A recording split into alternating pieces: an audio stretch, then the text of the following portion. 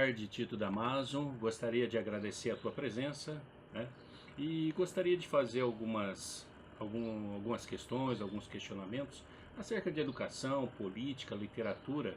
Eu gostaria de começar contigo falando sobre uma frase de Érico Veríssimo. Érico Veríssimo disse certa vez que nenhum escritor pode criar do nada, mesmo quando ele não sabe.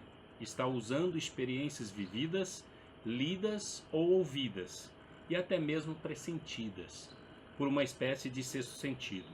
Aí eu gostaria de te perguntar o seguinte: é possível criar do nada?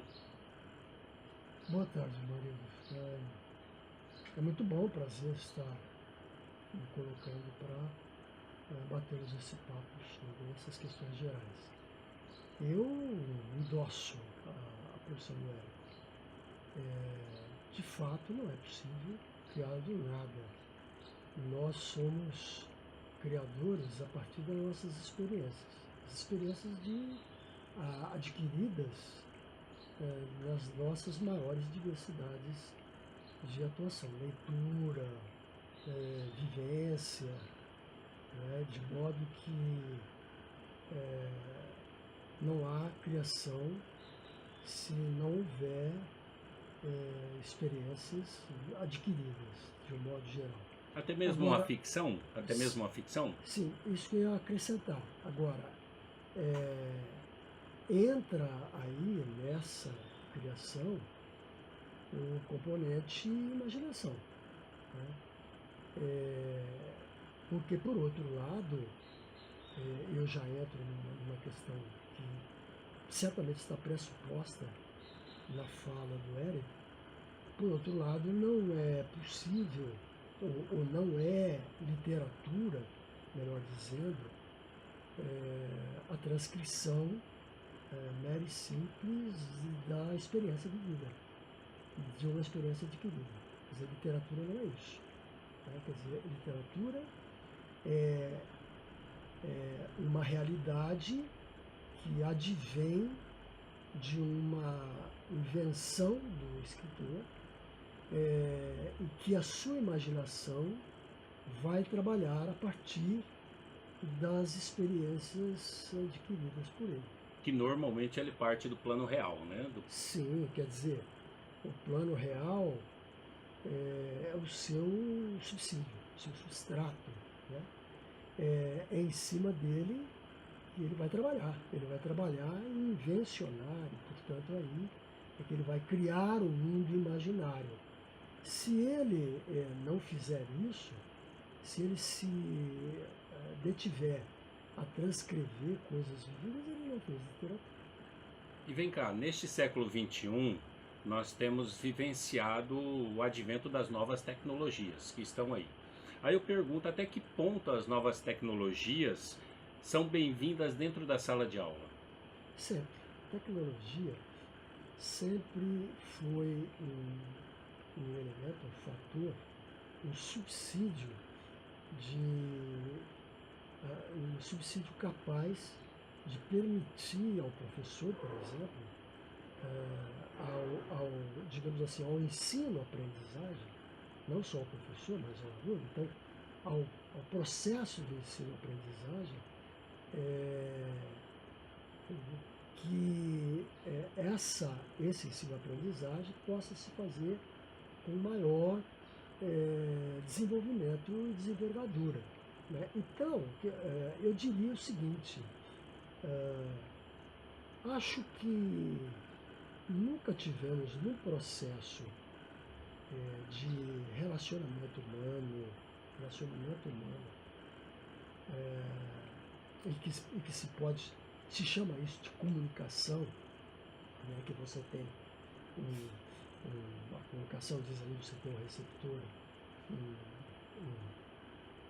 um comunicador, né? Mas o aluno com o celular na mão, na sala de aula, não atrapalha? Sim, veja, o celular na sala de aula ele seria bem-vindo inserido no processo pedagógico, didático, educacional. Né? Fora disso, é evidente que ele vai ser um ruído nessa comunicação. Né? Então, veja, para te dar um exemplo, Quando eu era diretor na escola Genésio de Assis, eu fui diretor da escola Genésio de Assis quase 10 anos. Você sabe disso. Sim. Que inclusive sou grato a você porque foi a primeira porta de entrada minha dentro da área da educação como professor. É verdade, você começou lá como estagiário, né, como professor substituto. Pois bem, acho que você há de se lembrar que naquele período ainda o celular era uma ferramenta que os alunos estavam começando a conhecer, quer dizer, ela não estava, digamos assim, incorporada na vida das pessoas, das sociedades. Nós não tínhamos ainda as redes sociais, né, meu? Sim. A gente tinha ainda internet e tal. Então, naquele momento, naquela conjuntura, o celular era ruim, ele era indevido na sala de aula, porque eu fiz uma reunião com pais e discutimos enfim, convenci-os com eu e o grupo educacional da escola, os professores, os coordenadores. Fizemos uma grande reunião com mais de 400 pais e os convencemos do quanto a criança ir para a escola com o celular era ruim, porque eles queriam usar o celular para outra questão, para se comunicar em casa, com um amigo, etc. Quer dizer, ali aquela ferramenta era imprópria, né? Eu estou dizendo assim, no instante que o celular puder ser usado no processo, digamos assim, De busca pelo conhecimento, né? Algo pelo que vai conhecimento. somar ali dentro daquele processo pedagógico. Como a gente já soube, isso deve já ser uma realidade em alguns ensinos, alguns sistemas educacionais, a grande maioria dos alunos trabalham em grandes momentos de ensino-aprendizagem com o seu tablet, né?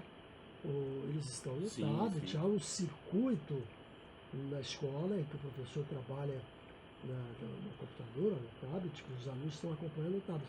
Ora, ótimo, essa ferramenta certamente virá nos auxiliar no processo educacional. Assim como o livro ontem, e ainda era o que eu considero uma tecnologia, era um sistema tecnológico da época. Você tinha o livro didático como um instrumento auxiliar do professor, né? Eu sempre discutia muito isso com meus professores. O livro não é o livro que dita a sua didática e a sua pedagogia. O livro é o seu instrumento, o auxiliar. Então, acho que nesta esteira seria ótimo. Nós estamos hoje na era do celular, na era da internet. Fatalmente haverá um momento que, se já não está havendo no mundo, né, nas escolas brasileiras, em que o predomínio do elemento dessa didático, tecnologia dentro da sala, né, didático em vez do livro impresso, será passarmos a usar a tecnologia com né? muito mais intensidade, né? Com mais intensidade. Agora, professor doutor Tito Damaso, uma coisa que nós já ouvimos, uma frase muito conhecida, e aí eu pergunto, o senhor concorda com a célebre frase, o Brasil não é um país sério? Inclusive essa frase foi atribuída ao presidente francês Charles de Gaulle, né? Mas essa frase não partiu dele.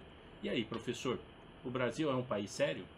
Acho que o Brasil é um país tão sério quanto todos os outros, quanto todos os demais países.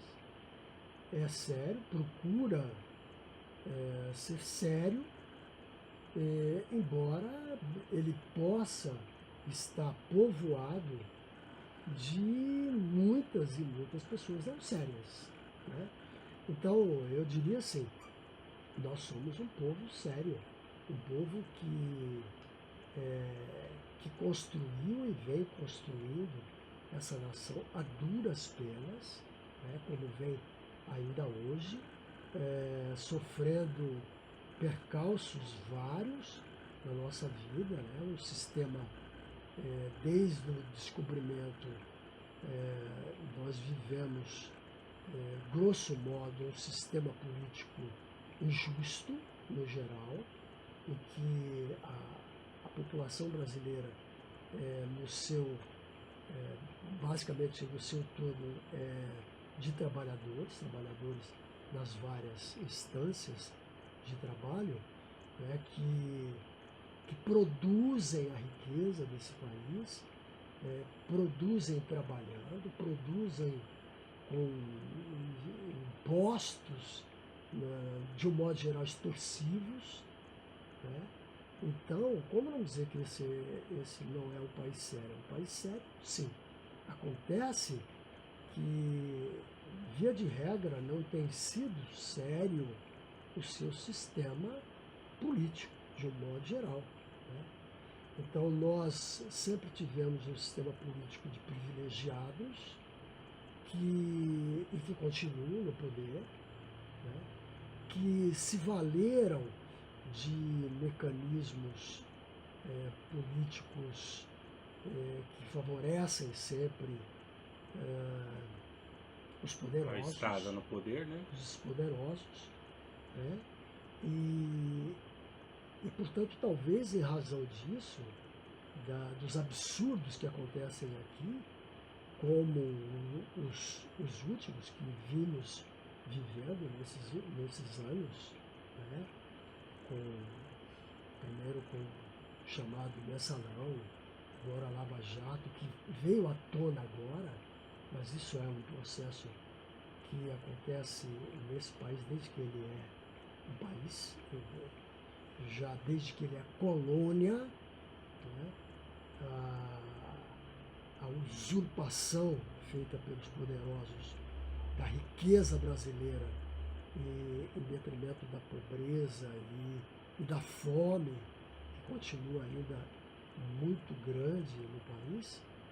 Talvez estas coisas todas, por exemplo, ontem eu li um artigo de um ex-deputado, o Almir Pazianotto, e um ex-juiz do trabalho, dizendo dessa questão da fome, o quanto ainda a fome é enorme no Brasil de hoje, e demonstrada a pobreza, né, o quanto nós vivemos o ciclo da pobreza.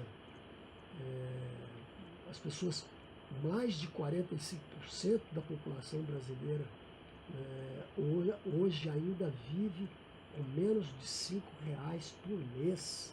A família vive com menos de R$ 5 por mês. Quer dizer, é uma coisa maluca, calamitosa. Quer dizer, há muitos brasileiros sofrendo, mas são esses brasileiros que estão sofrendo que estão ajudando a construir uma nação. Que sempre construíram essa nação, né? Sempre construíram essa nação. Agora, como educar o povo para a não aceitação desses desmandos, professor? Pois a educação do povo para a não aceitação desses desmandos, nós vamos talvez entrar num lugar comum aqui, talvez até um clichê, mas que precisa ser discutido sem mentiras, sem hipocrisias, e discutido e feito de verdade, que é a educação, né? Na verdade, porque há muitas mentiras dentro desse cenário, né? Tanto dentro do discurso da melhoria da educação, quanto do discurso político, né? Esse cenário, desde que eu me conheço por gente, ele é mentiroso. E se, desde que eu estou à beira dos 70, se ele já é, a mim, mentiroso há 70 anos, ele o é muito mais do que isso, né? Quer dizer, ele começou mentiroso, a educação no Brasil começou uma educação, agora eu vou usar uma palavra desgastada, mas que acho que esse é o lugar adequado para usá-la. Ele começou com uma educação de elite, uma educação voltada para a elite, né? Quer dizer, o povo Até há pouco nós éramos um país cuja maioria era analfabeta, e hoje, se a maioria não é analfabeta, ela o é como analfabetos Funcional, funcionais, né? Quer dizer, infelizmente. mudou pouco. Hum. Por quê? Porque nós tivemos uma educação sempre voltada para o privilegiado, né? Eu há pouco discutia com um neto meu que começa a se haver com um vestibular daqui a um pouco, né? E eu dizia a ele o seguinte: olha, a escola, ele estuda, basicamente estudou na escola particular. Teve este privilégio de estudar na escola particular. E ultimamente os pais vivem transitando de uma escola particular para outra escola particular, com a designação de que essa escola não é boa, particular, é preciso uma outra, buscando interesses. Quais os interesses? O interesse é visando, meu filho tem que entrar numa escola pública de qualidade, né?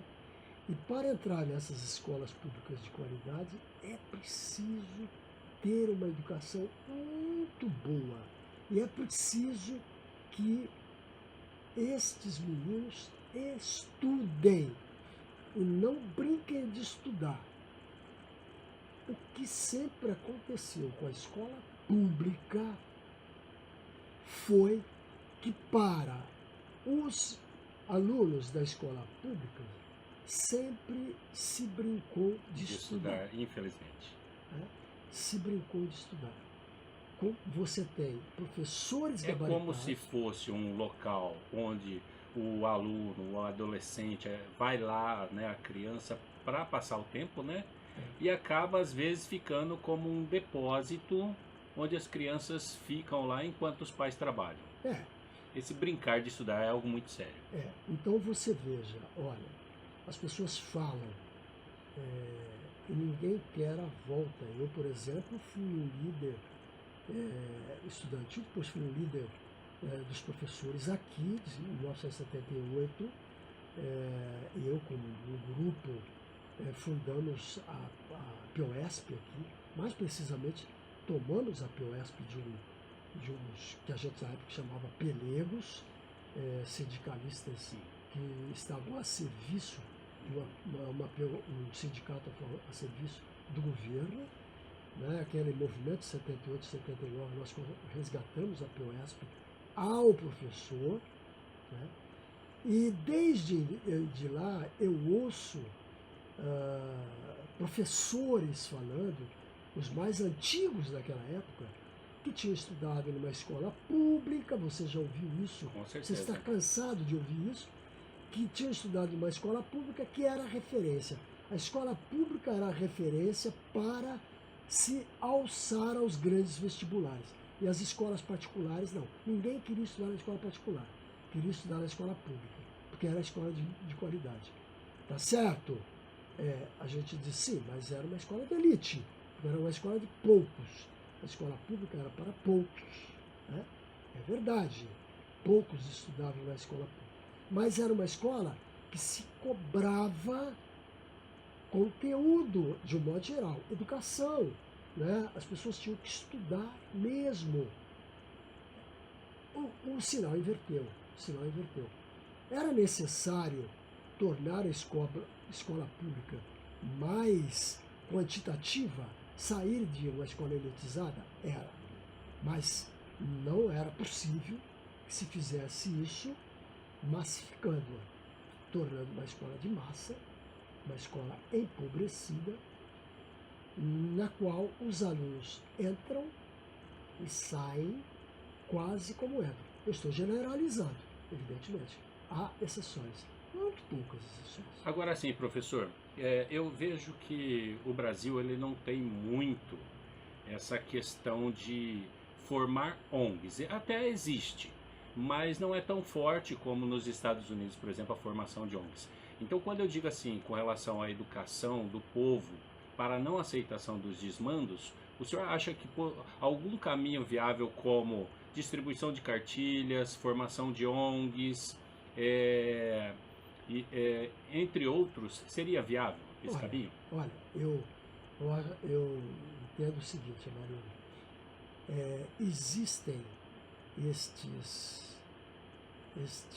estas instituições, elas existem com um certo predomínio porque nós não temos educação. Se nós tivéssemos esta educação de qualidade que nós estamos discutindo aqui, elas seriam desnecessárias. Não haveria necessidade. Quer dizer, elas existem como uma forma de estar tapando o buraco, né? É como você dizer assim, por que existe a esmola, por que existem as instituições de caridade? Não podia existir instituição de caridade se nós tivéssemos um país onde houvesse justiça, onde houvesse justiça de emprego, de salário, né? Não precisaria haver, o povo não precisaria de caridade. Caridades, o Luiz Gonzaga tem uma célebre canção que diz assim, seus doutores do Sul, tenho muita gratidão pela ajuda que deram ao povo do sertão, né? Mais doutor ou mais mola ao povo que são, ou lhe mata de vergonha, ou lhe mata de vergonha, enfim,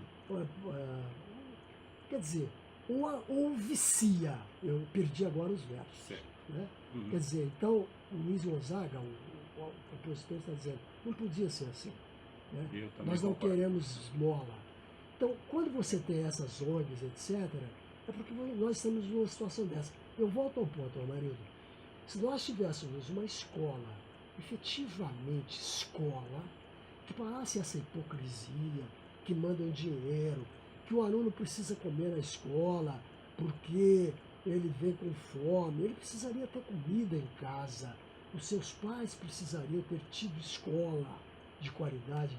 E se eles tivessem tido escola de qualidade, eles fariam com que os seus filhos compreendessem o valor da escola.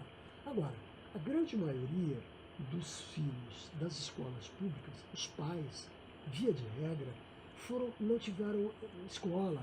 Então a escola para eles não tem muito sentido, não tem muito valor, porque eles não precisaram da escola, eles tiveram que se virar de outro modo, ganhar a vida de outra forma. Então eles têm intuitivamente de que é importante para a escola, mas eles não têm essa consciência da escola, compreende? Então começa ali. São hoje os nossos filhos de escola pública já têm pais que não tiveram escola pública de qualidade. Então virou esse ciclo vicioso, né? Enquanto não disser assim, ora, por que os outros países, você precisa enumerar, eu não preciso dizer aqui, são desenvolvidos, né? Pega a Coreia do Sul, que todo mundo cita, era um país miserável, não é? Conseguiu se estabilizar economicamente e tornou a sua escola um lugar de fazer o seu cidadão, né? De tornar o seu cidadão gente. Nós temos vários exemplos. Nós temos Japão, Finlândia, Coreia, entre outros países. A Coreia do Sul, que era um país que vivia miseravelmente, como vivia a sua Coreia do Norte ao lado ali, né? Quer dizer, Na verdade, o investimento na educação não vai curar todos os males, mas com certeza vai minimizar e possibilitar um país em pleno desenvolvimento, né? A todo vapor, né? Não tenha dúvida, não tenha dúvida. Então, os ganhos são grandes. Vamos ser um país efetivamente desenvolvido, duradouro, né? Desenvolvimento duradouro, estável, quando nós tivermos uma educação que está neste processo, né?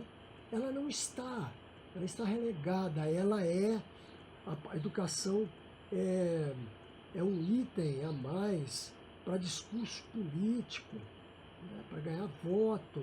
Continua isso. Agora vem cá, a defesa de nossa identidade cultural ela está bem defendida pelos escritores brasileiros, porque é sabido que para nós escritores a palavra ela é a matéria-prima que vai resultar em arte no bom sentido, né? Não aquela arte traquina, arte no bom sentido.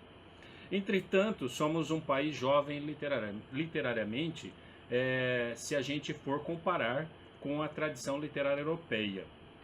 Nós podemos dizer, professor, que estamos bem representados literariamente, mesmo com 500 anos de formação histórica? Acho que sim. Nós estamos bem representados, tivemos e temos excelentes escritores, poetas, romancistas, contistas, biógrafos, né? Estou ficando na área, Ensaístas, né, entre outros, né? ensaístas, estou ficando na área da literatura, Uhum. críticos literários. Eu acho que nós estamos muito bem servidos e reconhecidos hoje, internacionalmente, né?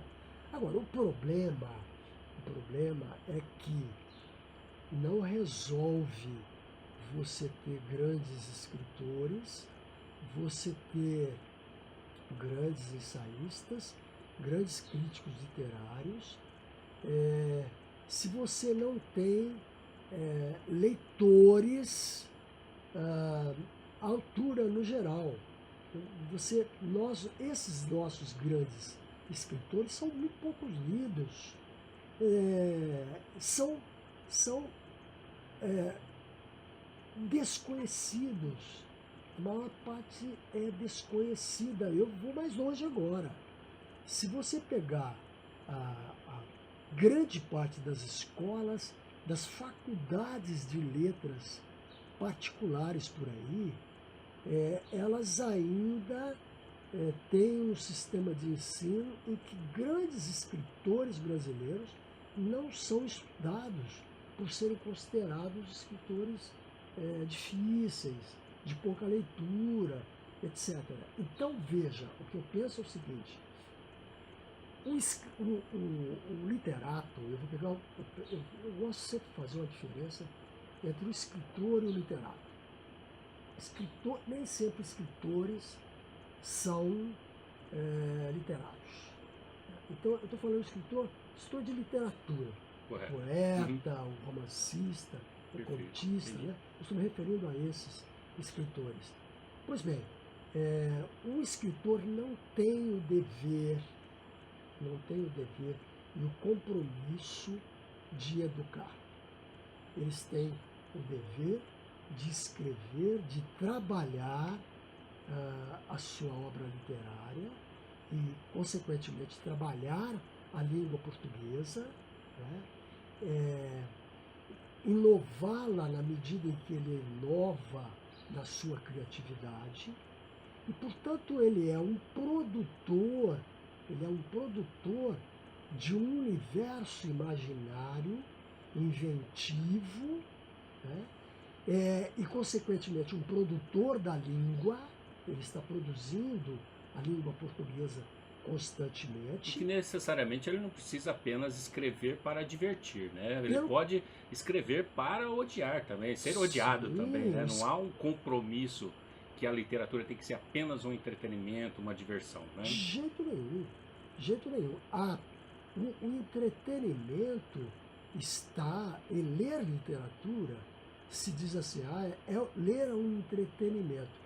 É um entretenimento porque nós saímos de um mundo, de um universo empírico e entramos num outro universo imaginário que, portanto, para a gente é novo. Nós estamos lidando com o novo. Ora, isso está nos entretecendo, né?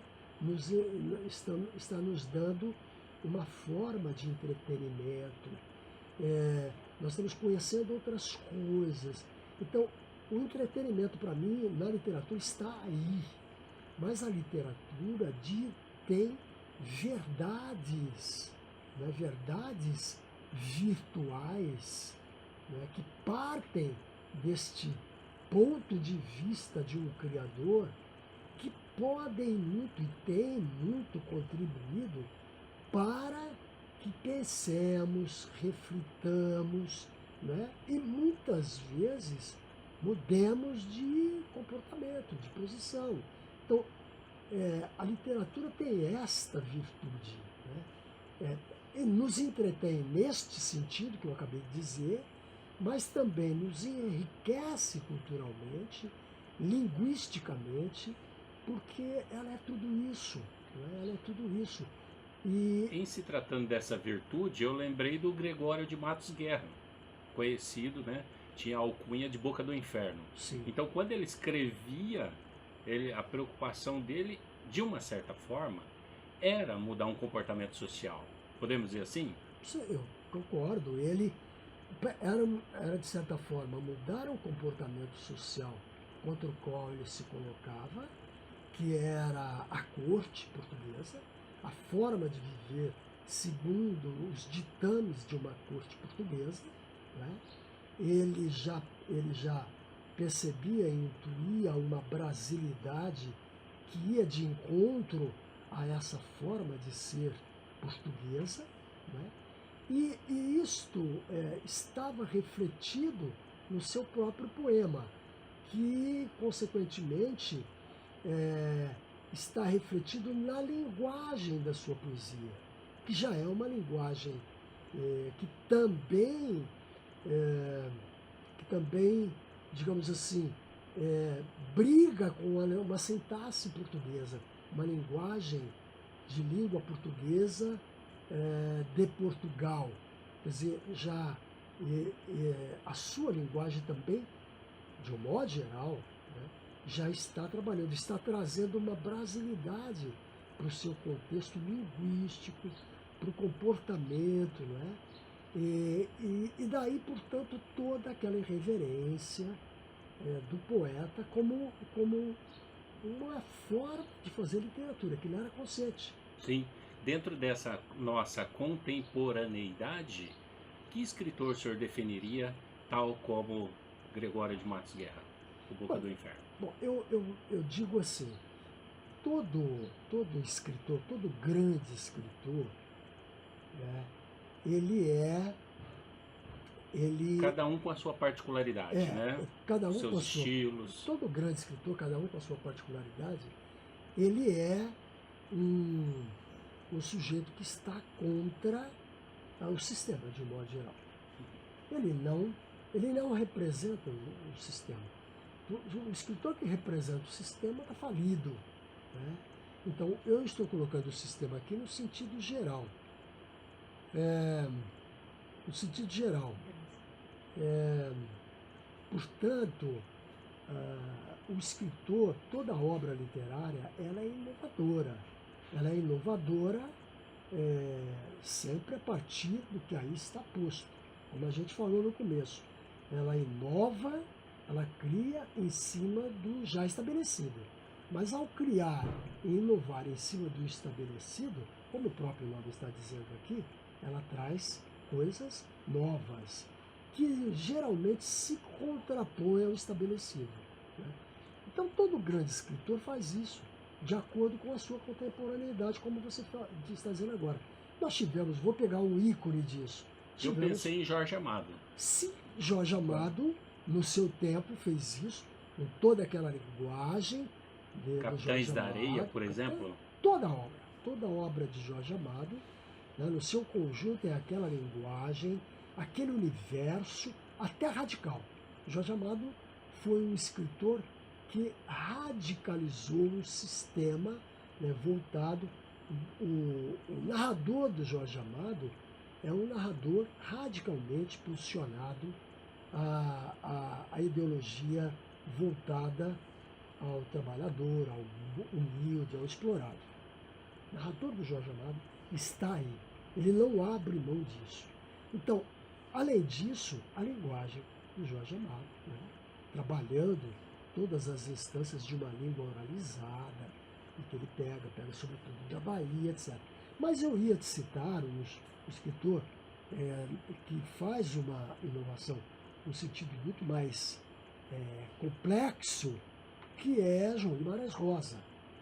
O João Guimarães Rosa vai fazer isso numa radicalidade muito maior, né? Na linguagem sobremaneira, o João vai violentar a língua portuguesa, né? E próximo a ele, Clarice Lispector fez também. Nessa linha nós temos epígones deles aqui ainda, que estão por aí, né? Um ou outro escritor. Eu poderia te citar vários, né? Mas o Milton Ratum, hoje, um escritor brasileiro que tangencia nessa linha, Cristóvão Tesa, hoje, escritores contemporâneos que estão aí, tangenciam por essa linha, né? Então, o papel do escritor, voltando ao ponto da questão, é esse, né? Agora, portanto, o escritor, a literatura é um elemento fundamental como instrumento contributivo na formação e na educação do povo brasileiro. Não é o responsável. E o papel do literato? É esse. É esse. É esse. Okay. Agora, professor, Enéas Ferreira Carneiro, ficou conhecido como Meu Nome é Enéas, dentro do cenário político. Quando ele estava vivo, ele mencionava sempre a importância do retorno à forma tradicional de ensinar. Hoje nós vemos aí várias pessoas que, eu não sei se eu poderia dizer assim, alguns são extremamente respeitados, como o Paulo Freire, né? Entre outros. Mas alguns eu classificaria meio como gurus, né? Gurus dentro da área da educação, com fórmulas meio que mágicas e que não vai trazer resultado nenhum. E a gente percebe também certos artistas que, para ensinar ou tentar ensinar, às vezes o professor chega dentro da sala de aula até aparecer um palhaço tentando manter a concentração dos alunos. Tudo em nome de angariar a concentração dos alunos, em melhorar a qualidade de ensino. Eu particularmente penso que dois fatores são extremamente importantes para que haja um grande aprendizado. O primeiro é motivação e o segundo é interesse. O senhor acha que a forma tradicional, que todo mundo condena, mas que tinha funcionalidade no passado, o senhor acha que isso deve ser enterrado, essa formação tradicional? Porque por mais que a pessoa toque um violão dentro da sala de aula, por mais que ela cante, por mais que ela dance, por mais que o profissional da educação utilize 1000 recursos, ele vai cair, de uma certa forma, dentro de um aspecto tradicional. Como o senhor vê essa questão? Olha, é uma questão bastante complexa, mas que, a meu ver, as coisas são ao mesmo tempo muito claras. Veja bem, a tradição, ela é fundamental. A tradição é fundamental. Acho que não existe povo, não existiria nenhum povo se ele não mantivesse a sua tradição. Portanto, a tradição, no sentido lato da palavra, ela é essencial para a sobrevivência de uma nação, de um povo, né? Agora, tradição é uma coisa, estratificar uma tradição, um sistema de tradição é outra. Quer dizer, nós vivemos uma tradição como um alicerce que é fundamental e que é a base de um processo, de uma vida, de um sistema de vida que evolui. Nós evoluímos, né?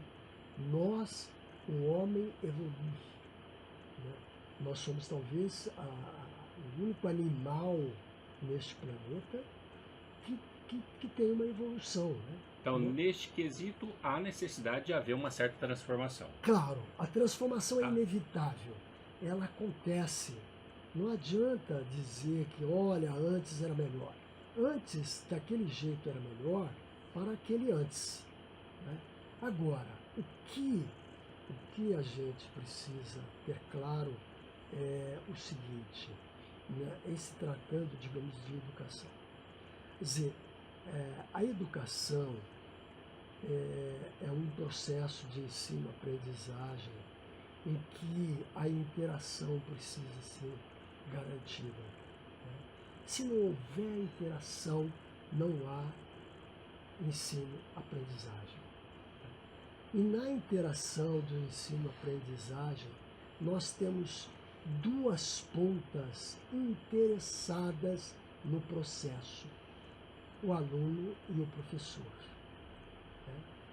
Se uma das pontas não está interessada no processo, você pode tocar violão, você pode plantar bananeira em frente à classe, né? Você pode passar filmes ótimos, você pode fazer o que quiser, você pode ser um macaca de auditório, palhaço, já fizeram tudo isso. Já fizeram tudo isso para garantir a atenção do aluno, como você disse aí, o interesse, você puxou duas palavras, o interesse e a motivação. A motivação. Claro, interesse e motivação são essenciais. Se não houver interesse e motivação, não há o processo de ensino-aprendizagem, não há a interação.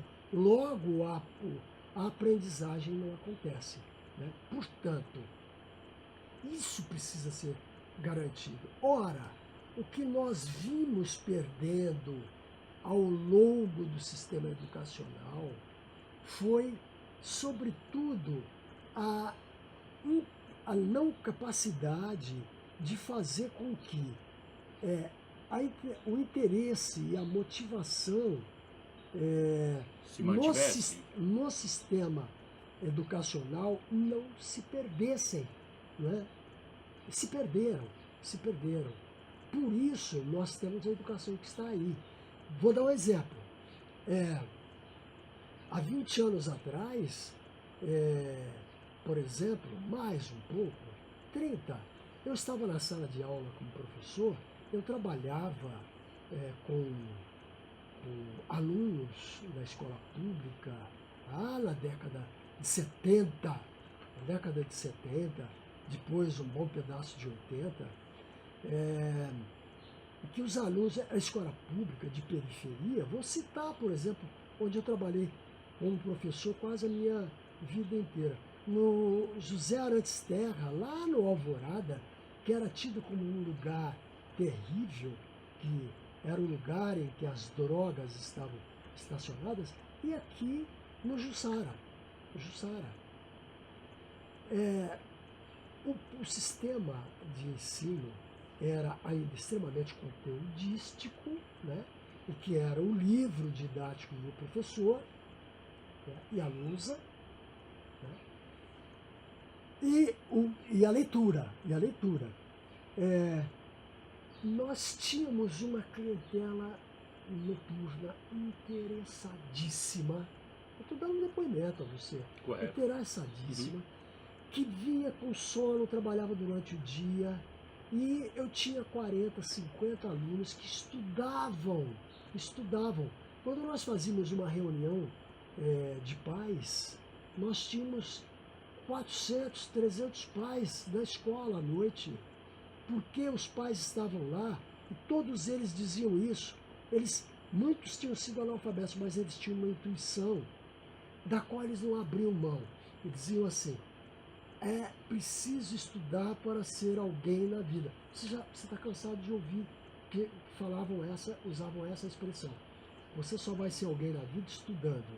Eles tinham intuitivamente isso porque a escola ainda era o lugar tido como o único lugar que o filho do pobre pode passar para galgar um espaço no meio dos privilegiados é a escola. Ainda a educação é a escola. Precisa estudar. Se não estudar, não chega, né?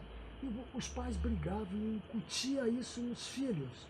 Eles iam para a escola assim, eles estavam motivados e interessados com isso. Poxa, eu quero ter uma vida melhor que meus pais, um emprego melhor que meus pais. E é por aqui que eu vou conseguir, né? Olha, isso foi acabando cada vez mais. Em razão do que falamos há pouco, Você tem pais hoje que não tiveram isso, de estudantes, não tiveram isso. Eles tiveram que buscar outras formas de ganhar vida, né, que não lhes deram conforto até hoje. Né? Não vou nem falar da busca das drogas, né, como uma saída para se enriquecer ilicitamente, como a gente vê. Não vou nem entrar nessa questão. Mas a escola tinha um sentido para eles. Hoje não tem. Por que a escola particular, o ensino ainda é de melhor qualidade? Porque os pais põem ali, têm consciência de que ali é o lugar que eles ainda, pelo qual eles ainda vão atingir a escola de melhor qualidade ao filho. Briga, bate nessa tecla com o filho, porque olha, aqui você tem que ir para lá estudar, você tem que ter interesse, motivação, porque senão você não vai. Então você vai ter esse Quer pessoal... dizer, o discurso positivo de valorização à educação por parte dos pais continua predominante dentro das escolas privadas, continua particulares. fundamental, continua. O que caiu em declínio nas escolas públicas. Caiu nas escolas públicas. E na particular, você tem uma escola que está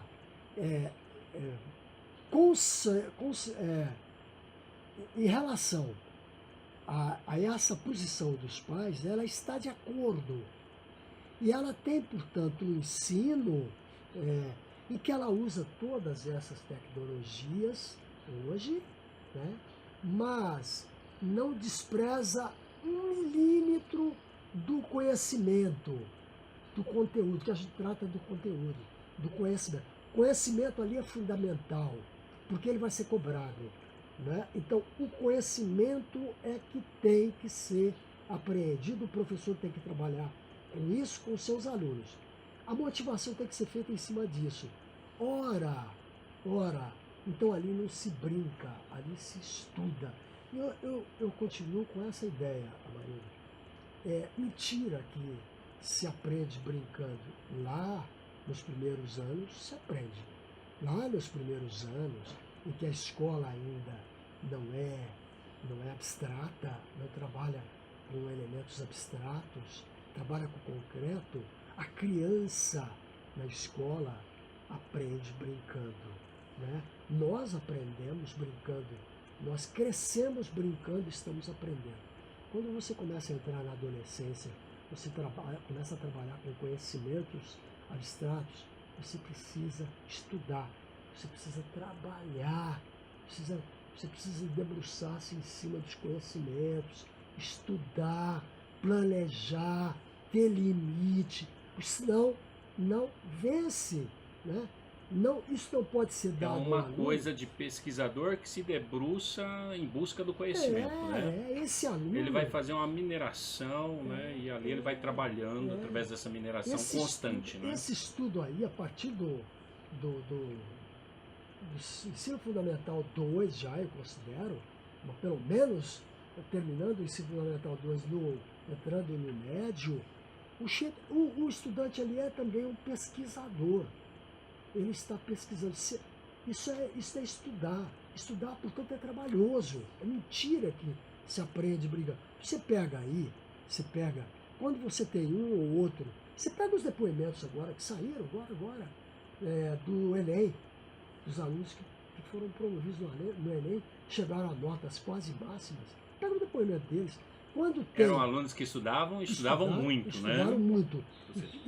Quando tem um ou outro, eu acabei de ler semana passada, quando tem um ou outro que vem de baixo da escola pública, leia o depoimento dele. Estudou. Na verdade é um trabalho constante, né? Quem acha que estudar é brincar, está completamente enganado. Claro, e aí você vai na escola pública, numa boa, tudo bem. Quer dizer, aí confunde-se aquela questão, aquela discussão do... como é que eu estou perdendo aqui a lembrança da progressão continuada. Sim, né? De que eu vou passar, eu vou ser promovido e tal. Quer dizer, essa confusão toda levou a isso. Quer E dizer, nisso acaba se promovendo um conforto, uma zona onde a pessoa se acomoda e, é, consequentemente, ele entra na escola, mas ele sai da escola no vazio. é, Que aí a gente vai cair naquela malha do analfabeto funcional, né? O cara funciona para algumas coisas, mas ele não tem uma capacidade interpretativa. Aí, professor, nessa linha da capacidade interpretativa, né, eu quero te questionar o seguinte: Dr. Tito Damaso, o ato de ler estimula o quê? Porque eu me pego jovens que às vezes falam assim: ah, o que eu vou ganhar com isso? O que eu vou ganhar escrevendo? O que eu vou ganhar lendo? Então o ato de ler estimula o quê? então, olha, eu diria o seguinte, eu começaria dizendo a você o seguinte, o aluno que te pergunta isso,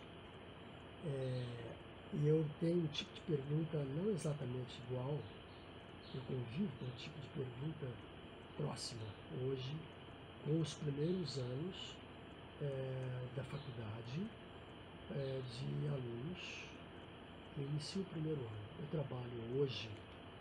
trabalho com leitura e produção de textos, com primeiro-anistas na área da educação, com cursos na área da educação.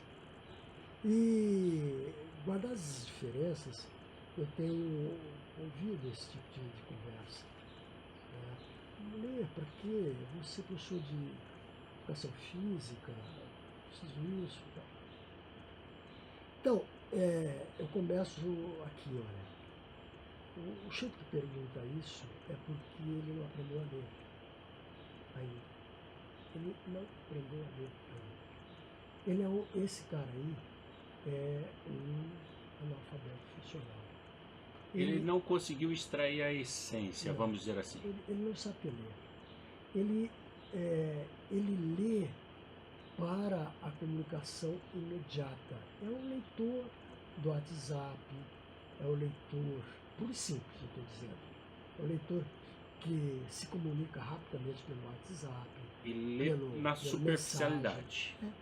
É aquele texto elementar, uma comunicação imediata, numa linguagem do seu universo, na linguagem do seu povo, na variante que ele domina.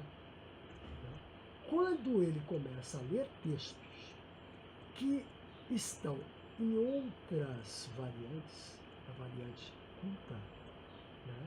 Quando ele começa a ler textos jornalísticos que tratam de questões várias Mais do complexas, conhecimento, que demandam uma capacidade intelectiva maior, ele trava. claro, Ele trava. quando ele começa a ler textos literários que demandam essa capacidade, textos científicos, filosóficos, acabou.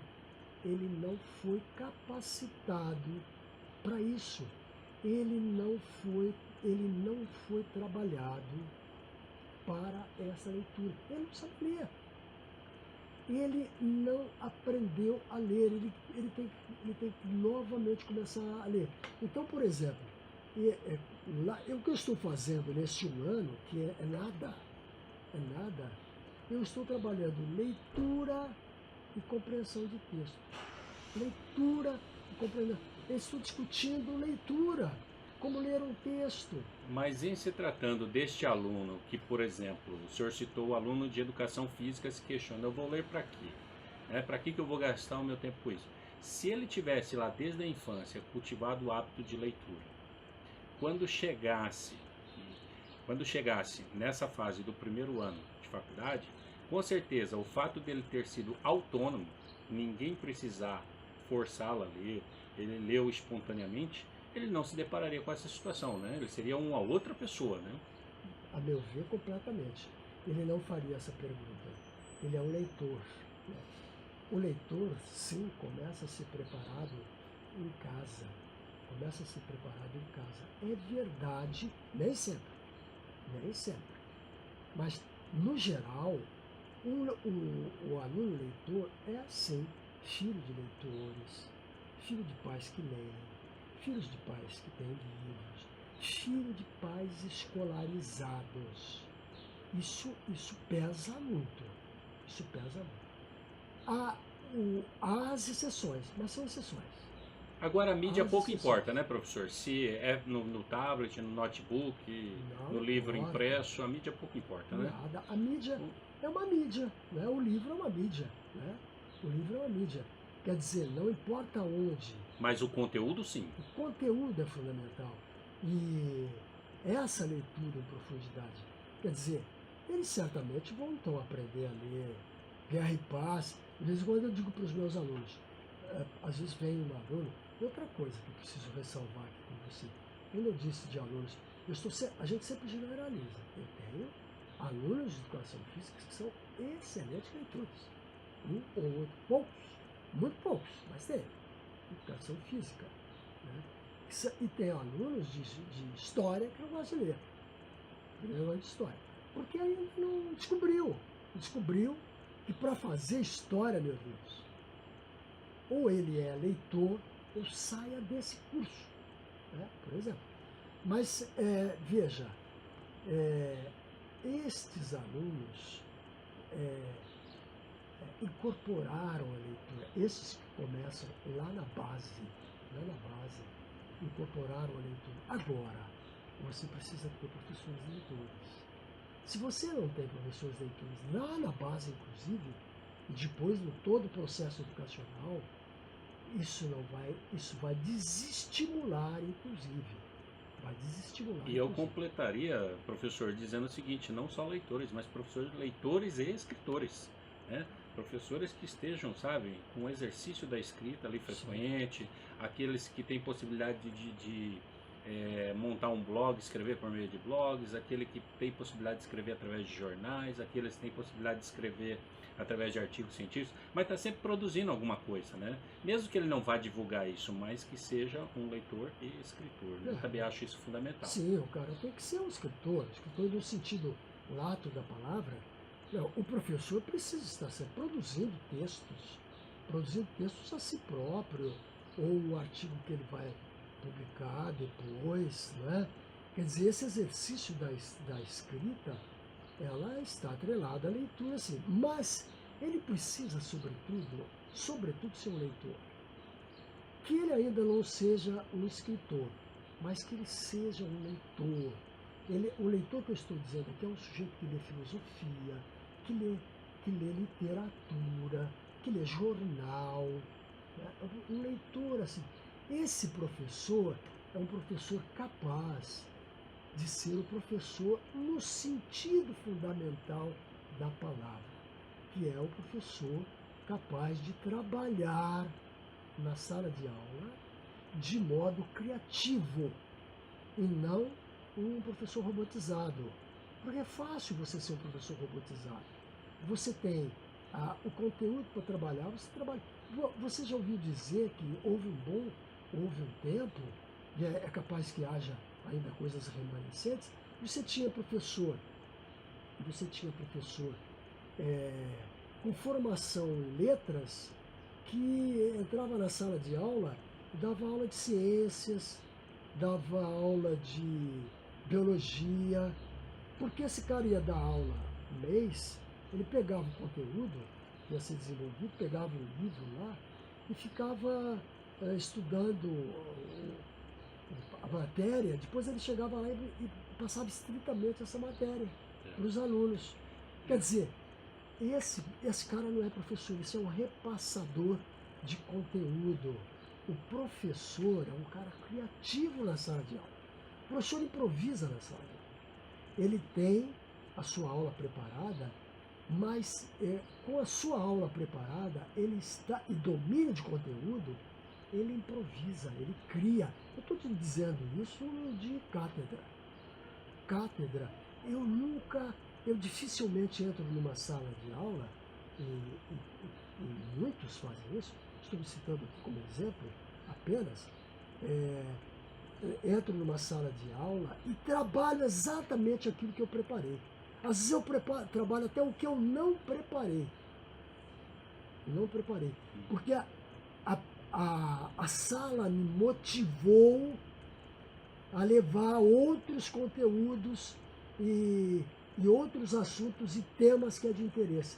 E eu estava preparado, porque eu leio jornal, eu leio revistas, né, onde há matérias sobre Até, ciência, até porque filosofia. também, enquanto professor, pode se deparar com uma situação de um aluno leitor que seja autocrítico, né? Ele Sim, seja crítico e autocrítico. sim, E aí, se não houver um preparo, né, sim. pode se ver em situações de estar encurralado, né, É, frente a alguns questionamentos, né? Agora eu vejo Agora, assim só que assim, esse preparo é o preparo de domínio do conteúdo e o preparo generalizado que nós uhum, estamos falando. correto. O cara que lê Uhum. tudo isso, né? Lê tudo isso. Esse cara está preparado. Esse cara é professor. O outro não é.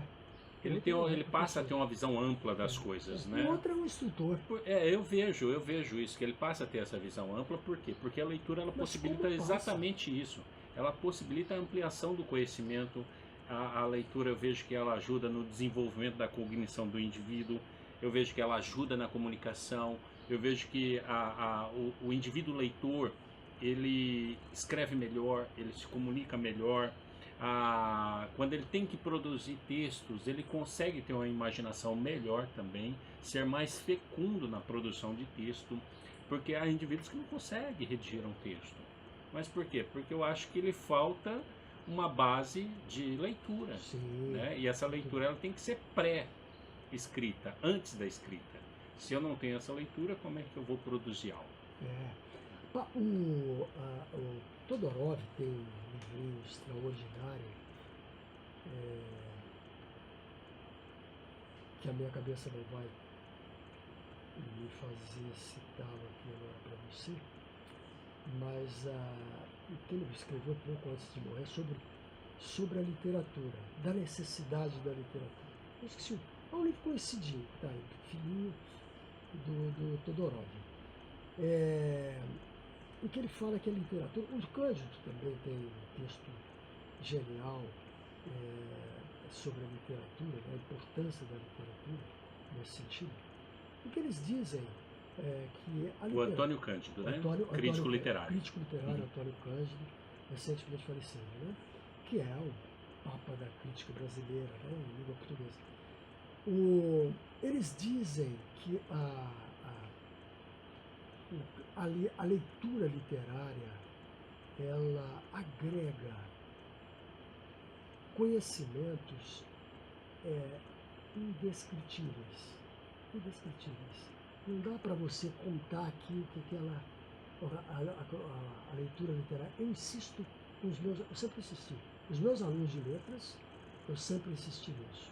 A leitura literária, ela traz uma diversidade de conhecimento incrível e indescritível. Aquilo até que você pensa que não traz, traz. Traz conhecimento psicológico, sociológico, filosófico, tudo, porque tudo está no social, tudo está no universo da literatura. Né? Então, a amplitude e mais, e suscita no leitor buscar outros conhecimentos. Então, por exemplo, o jeito que consegue vencer Guerra e Paz, do Tolstói, esse cara vai ler, ele vai ver todo um sistema educacional, político, que gira uma Rússia que estava na crista da onda do sistema político mundial, né? Uma Rússia daquele período. Como Napoleão, a guerra de Napoleão tentando invadir a Rússia, todo esse sistema, a relação humana do povo e da elite russa, que é universal. Então, é assim, o que traz isso? Os fatores psicológicos vivenciados. Estou pegando Guerra e Paz como exemplo. Sim, Você pode pegar Grande Sertão Veredas, é a mesma coisa, né? Pegando universos assim. Quer dizer, então, o que a leitura literária traz para o sujeito é indescritível, de conhecimento, de formação. Então, era justamente aí que eu queria entrar, né? Aproveitando esse gancho, qual o préstimo da teoria literária? Em outras palavras, a função da teoria literária para o indivíduo? Pois é, então, eu diria que isso que a gente acabou de comentar agora é um aspecto importante, fundamental da literatura, da obra literária, né? Então, a função da obra literária é, entre outras coisas, essas que nós acabamos de comentar, né? A função da crítica literária, a crítica literária hoje, ela é uma ciência. Ela é uma ciência como é a linguística, né? Como é a sociologia, como é a psicologia.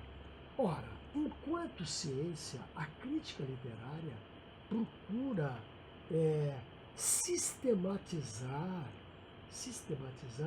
o estudo da literatura, né? Então, hoje, a teoria literária, que é o substrato, o subsídio da crítica literária, todo bom crítico literário deve conhecer a teoria literária.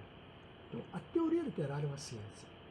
E a teoria literária, que é a base do crítico literário, ela é uma ciência que, portanto, estuda a literatura e sistematiza o seu fazer. Então, ela estuda a poesia, ela estuda os elementos do poema, o verso, a estrofe, a imagem, o ritmo, não é? Todos esses elementos que compõem o poema. Ela estuda os elementos da prosa literária, do romance, do conto, né? E do teatro escrito, né? Também está concedente à teoria literária. Então, a teoria literária, que volto a dizer, que é a ferramenta do crítico literário, ela sistematiza o processo literário. Então a teoria literária, quando ela pega, por exemplo, um poema, ela faz a dissecação do poema. Isso. Ela pega a escansão métrica, rimas pobres, ricas, internas, externas, ela disseca. Ela, portanto, a teoria literária traz ao leitor os vários métodos possíveis de estudo de uma obra literária. Então você tem... Incluindo o contexto histórico. Então você tem uma crítica literária consubstanciada pela teoria que vai verificar, vai fazer um estudo de uma obra literária levando em conta os seus aspectos sociológicos. Uma crítica literária que vai trabalhar uma obra levando em conta substantivamente a linguagem, né? Que vai levar em conta, sobretudo, os elementos da obra. Então, personagem, narrador, a formação do personagem, as instâncias narrativas, narrador em terceira pessoa, narrador de focalização onisciente, focalização interna, externa. Quer dizer, esse é o papel da teoria literária, né? O estruturalismo, né? Então, o método estruturalista que foi usado para estudar a obra literária, né? O método psicanalítico. Então, esta é a função da teoria literária que a qual o crítico recorre para estudar.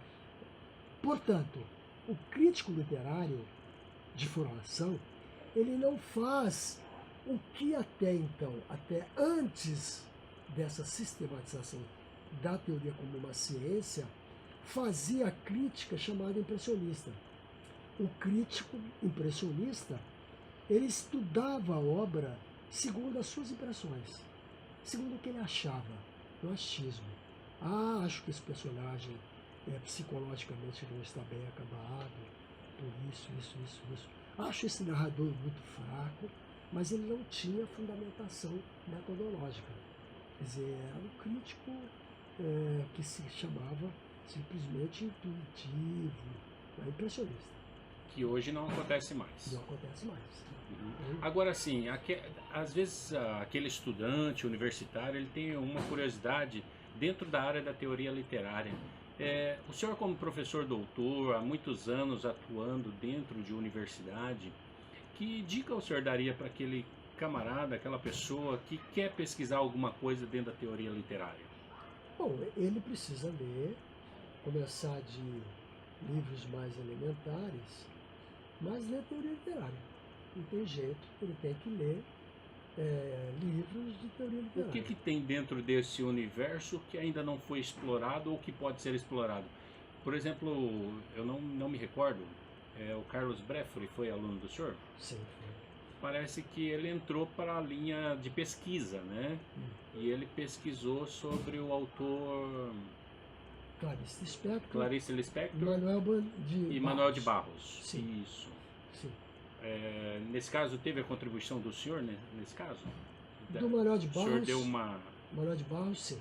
Manuel de Barros foi uma indicação que eu fiz ao Uma Carlos, indicação de linha de pesquisa. de linha de pesquisa, Correto. de poeta, discutindo junto com o poeta, qual era digamos assim, o estilo do poeta, o trabalho do poeta com a linguagem, a temática. Discutimos isso. E o Carlos depois foi estudar. Foi baseado na teoria do poema, que a gente tem, né? O Carlos estudou a teoria poética e aí fez um trabalho de estudo analítico, portanto de pesquisa, da poesia do Manuel de Barros. E evidentemente ele recortou um aspecto. Você pode fazer um estudo do poema do Manuel de Barros tomando um aspecto. Você pode pegar o aspecto estilístico, a estilística da poesia do Manuel de Barros, né? Ou você pode pegar a temática da poesia do Manuel de Barros. Quer dizer, ele fez uma abordagem, ele mostrou um universo telúrico como base da poesia do Manuel de Barros, né, como fundamental.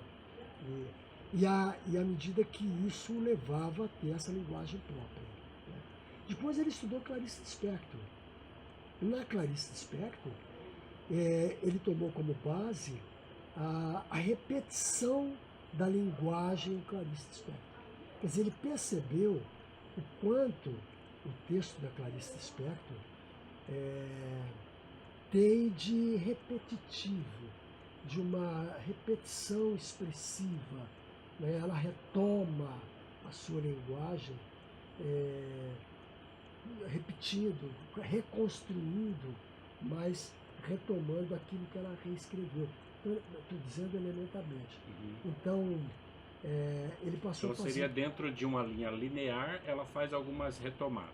Ele pegou, portanto, este trabalho linguístico do estilo da Clarice Lispector. João Guimarães Rosa, daria para explorar alguma coisa sobre ele? Exploraram já muito, né?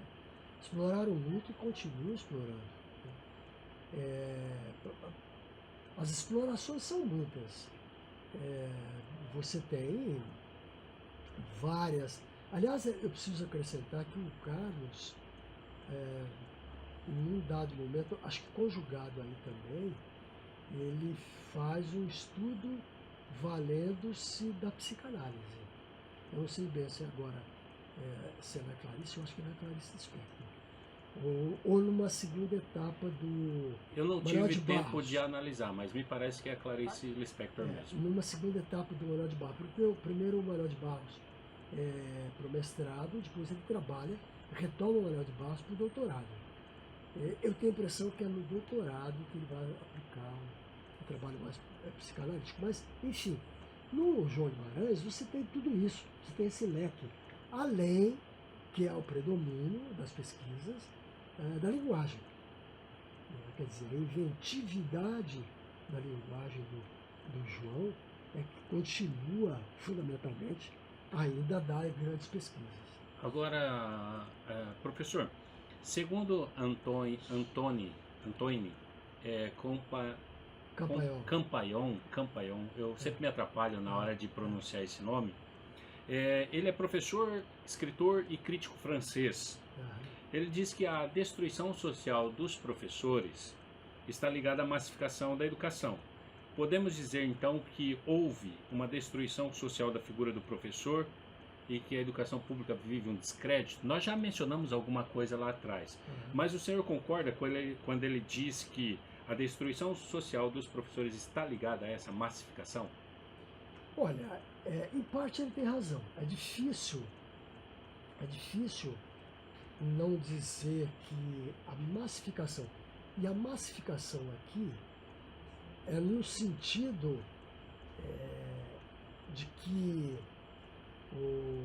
o ensino quantitativo contribuiu para a perda enorme da qualidade do ensino, né? Então, massificaram no sentido de, eu estou entendendo aqui a massificação quando ele fala, da quantificação do ensino, né? O Campanholo é um pensador marxista. Então, quando ele joga para a massificação, aí provavelmente ele está jogando nessa área, né? Quer dizer, ao massificar, ao quantificar, perdeu-se a qualidade, infelizmente, né? Não se garantiu a qualidade, o que tinha que ser feito. Não se podia perder a qualidade, né? Então, na medida em que você massifica o aluno, quer dizer, você passa a ser um aluno que está numa escola que trabalha um conteúdo que já se deteriorou, consequentemente isso reflete no futuro da formação do professor.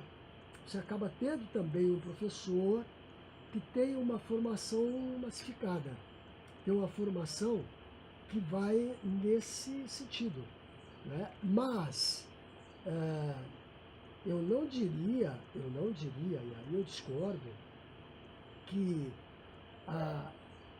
o professor, a formação do professor é de massificação. Não pode. O professor tem que ter uma formação que lhe dê as competências fundamentais para que ele possa ser aquele professor que a gente falou lá atrás. Que consiga atingir, se não todos, pelo menos o máximo possível. Se ele não for aquele professor, se ele não tiver a formação que o leva a ser aquele professor, pelo menos ele precisa ter, digamos assim, ninguém sai de uma faculdade pronto, completamente pronto. Mas ele sai com plenas condições de ser esse professor que nós falamos lá atrás, né? Um professor competente, com qualidade, com domínio de conhecimentos que advém de sua pesquisa, de sua leitura, e que, portanto, o coloca como um professor criativo, um professor formador mesmo, professor formador, capaz de interacionar com o seu aluno constantemente. Esse professor aí não é aquele professor depositador, como diz o Paulo Freire, condenou Paulo Freire lá no seu célebre livro, A Pedagogia do Oprimido, né? Esse professor não é. O que o Paulo Freire, quando o Paulo Freire fala no professor competente, é esse professor que nós falamos.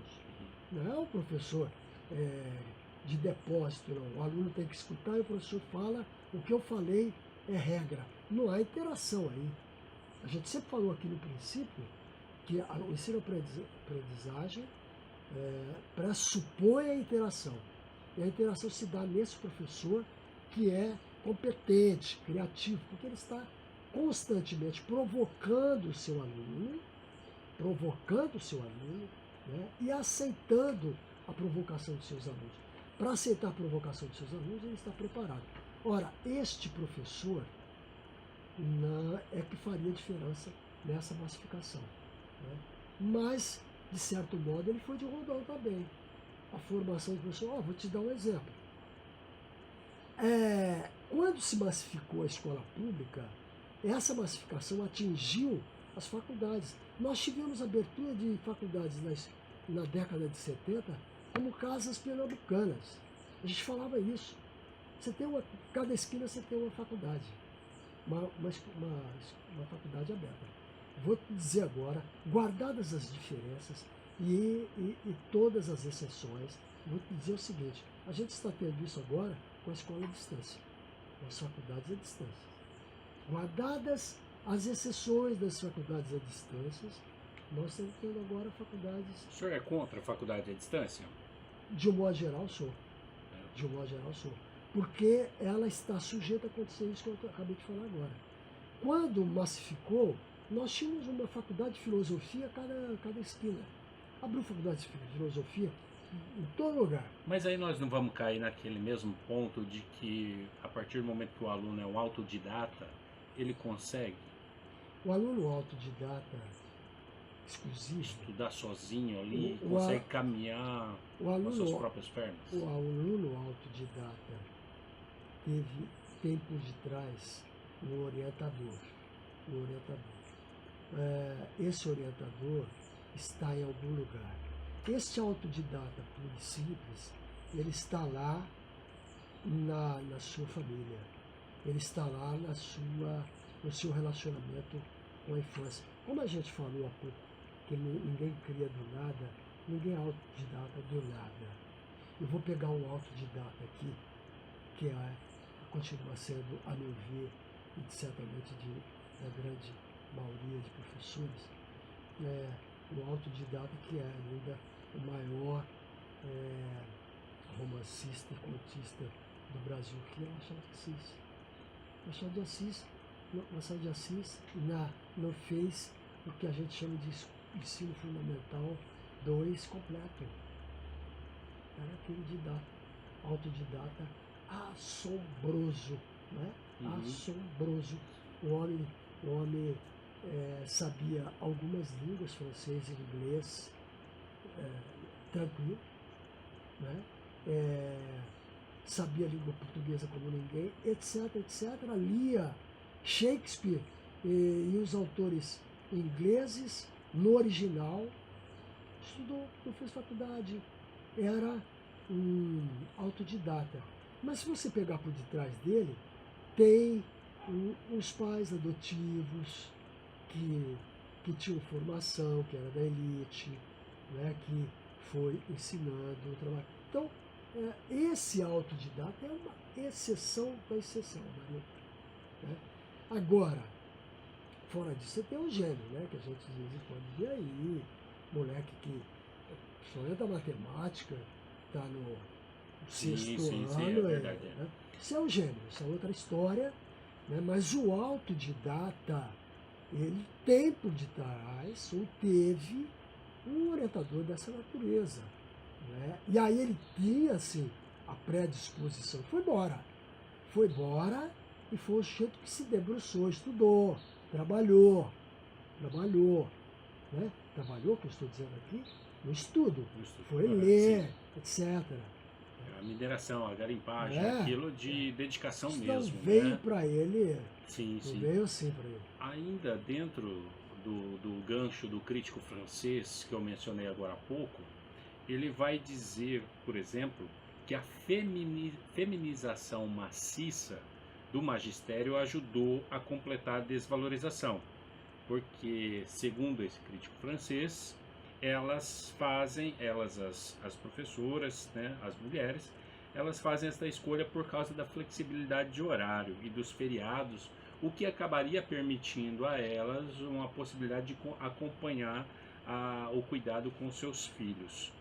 Como o senhor vê essa questão?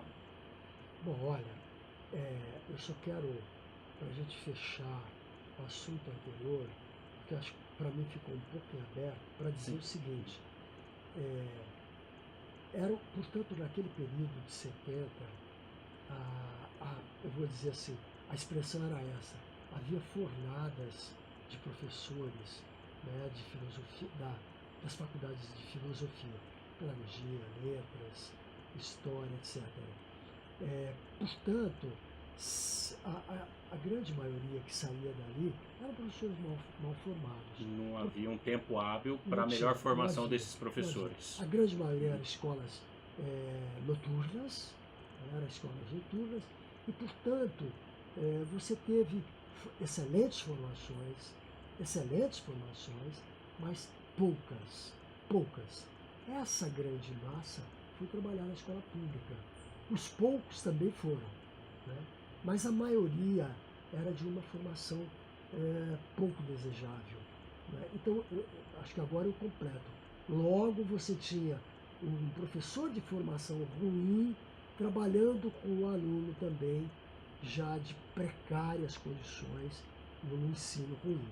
Eu acho que é isso que ele quis colocar naquela questão, né? Então, se nós formos partir dessa premissa aí, o ciclo vicioso dessa má formação começou aí, mais ou menos na década de 70. Acho que sim, a meu ver, aí.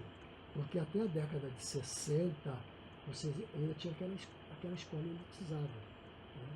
O governo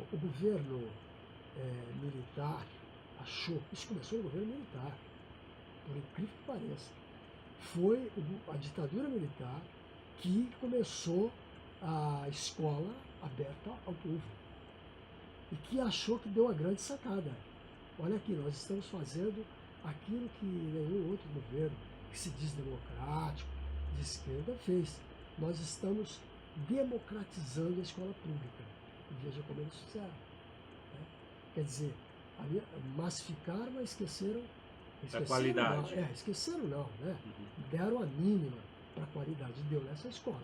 Essa escola começa lá, na pressuposta escola do povo, aberta pela ditadura militar. Aquela hipocrisia feita lá atrás. Pois bem, agora, tomando a questão outra quanto à mulher professora, eu penso que o Antônio Campoleon aí foi excessivo. Exagerou, né? Exagerou, acho que um pouco a porção... E na verdade isso não interfere em nada, né? Nós entramos naquela questão da formação. Tanto o homem quanto a mulher, se tem uma boa formação, isso vai refletir dentro do processo educativo, não é? Claro, eu acho que a porção um pouco preconceituosa, escondida no Campanhão apareceu aí. Muito provavelmente ele, como eu e muitos outros, tivemos na infância, no ensino primário, professoras. A maioria eram professoras e de excelente formação, que foram a base do que somos hoje. Eu já cansei de dizer isso, disse numa crônica minha passada, de domingo passado. Eu arranhei isso de novo, porque eu já tinha dito num outro momento que eu, com a formação que tenho, para chegar onde cheguei, sendo um menino de família pobre mesmo, foi a minha base escolar, os meus primeiros 4 anos e depois os meus 3 anos de ensino fundamental, porque no quarto ano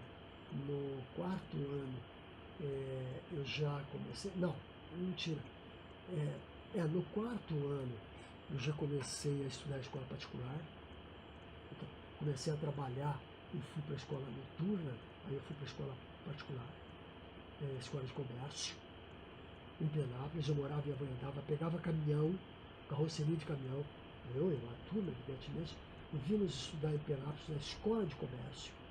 A gente começou a fazer ali, eu comecei ali no 2º ano ginasial, que é hoje o 7º, né? Acho. Até então eu fiz escola pública. No ginásio, eu estudei no ginásio até o 6º ano em Avanhandava, no ginásio Avanhandava, que era o único ginásio, e eu não trabalhava, eu não podia trabalhar. Meu pai precisou me pôr para trabalhar com 14 anos, e daí ele tinha que me tirar do ginásio. Eu tinha que trabalhar durante o dia, o ginásio era durante o dia. Pois bem, a formação que eu tive ali foi a minha base. Eu já era um aluno leitor. Eu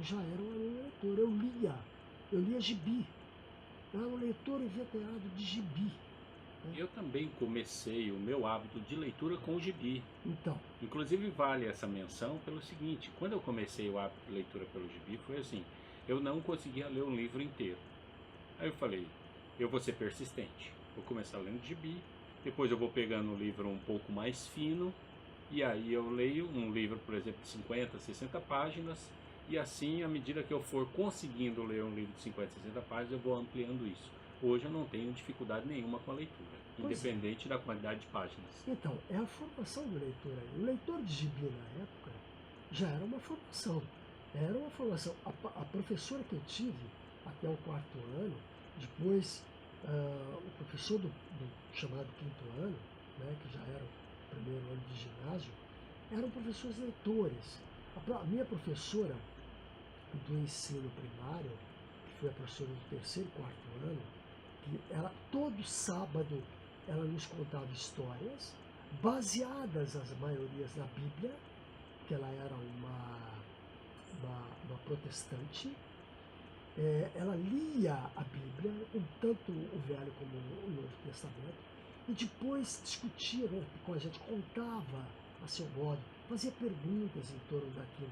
Lá no período da manhã, no período da tarde, a gente tinha aula aos sábados. No período da tarde, ela nos propunha escrever um texto, uma história que partia, que tivesse como motivação a história que ela tinha contado da Bíblia. Nós tínhamos que escrever. A gente tinha que escrever e depois entregar para ela. Quer dizer, eu comecei a ser leitor e escritor aí. Logo em seguida eu descobri o gibi. Então eu li todos os gibis, os Mickeys todos, Patinhas, todos os heróis, Fantasma, Mandrake, Capitão Marvel, essas coisas todas. E depois, menos interessado, eu descobri a fotonovela. Mas já menos interessado, porque era menos criativo, eu gostava mais ainda de ler gibi, que eram extremamente criativos. A fotonovela já enveredava naquela coisa do Sem sentimento. contar a imagem que é cativante, né? Imagem, o processo criativo imagético, de linguagem, né? O uso das criativo. onomatopeias muito presente ali. E a imaginação. Figuras, linguagem. A imaginação, né? Que nos levava. O dia que eu li um romance, já na faculdade, olha, o meu primeiro romance eu li na faculdade. Para dizer que não li na faculdade, eu li num cursinho preparatório que eu fiz de 3 meses em Penápolis, para prestar o vestibular para entrar na FUNEP, que ainda faziam uma seleção lá, mas o aluno que tirava, quando eu entrei na FUNEP, o aluno que tirava, lá era para curso, então eu prestei para letras, então tinha os vestibulares para os cursos, então eu prestei para letras. Eu gostava de ler, acho que eu vou ser um professor de letras, assim, fui assim também, não sabia o que eu queria ser, não tinha tempo para isso, não tinha pensado, então eu fui ser. Eu aprendi, eu li, o primeiro livro que eu li foi o Guarani, né? E depois eu li Iracema, e caiu Iracema no vestibular, que foi a salvação. Eu sabia sobre Iracema, eu fui bem na prova. Ok.